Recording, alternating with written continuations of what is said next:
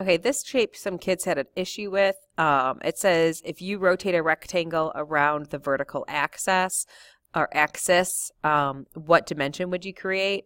So I kind of think of it like this. We have a line and we have a rectangle. And so it kind of looks like a flag. If we keep spinning it around and around, our top view is that it would keep going like this if we looked at that spinning from the top. So we would end up be forming a circle. But because this is a three-dimensional shape, if we keep spinning it around and around, we're actually creating a cylinder. Now, you also need to know that let's say I had that same shape, but this time I had a triangle attached to it, and I spun it around and around and around. As you might be able to guess, that would give you the cone. You will never ever get a right angle from spinning. So it either is going to be cylinder or cone. It's the same thing. We have that square again, which is like a rectangular pyramid. It's being rotated this way again. So we're going to be getting our cylinder. I don't know why I'm using the mouse and not my finger. So we know we're going to have a cylinder because it's rotating like this. You can kind of picture the cylinder.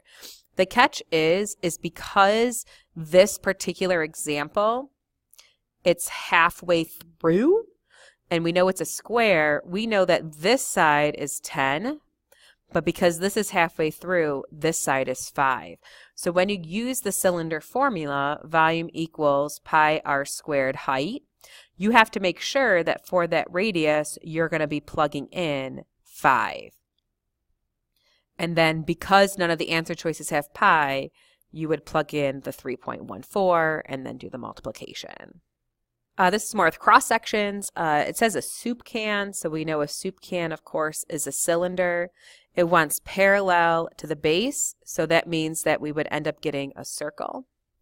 You should know that the formula of a circle is area equals pi r squared. If you don't, you do know that the formula for a cylinder is area equals pi r squared height. And because we're not using height because it's only 2 dimensions, that's how you can get it.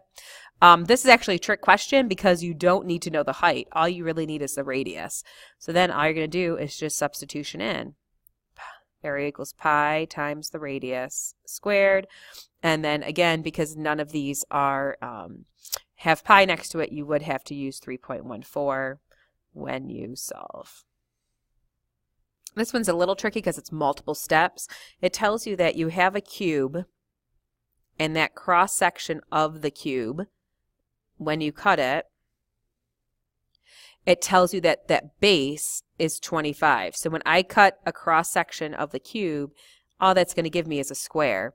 And it tells me that that area is 25. Well, how do we find area? Well, area is length times width. And in terms of a square, the length and width are the same. So basically, you just have x squared equals 25. What you need to do is you need to solve this. Well, the opposite of squaring is taking the square root. So now you're going to find what the actual length of one side is. Now that you have the length of the side, you can use volume formula. Well, volume equals either big base times height, or you could do volume equals length times width times height, or you could do volume equals, in this case, because it's a square, sides cubed. So all you're going to do is plug that number in and you'll get the solution.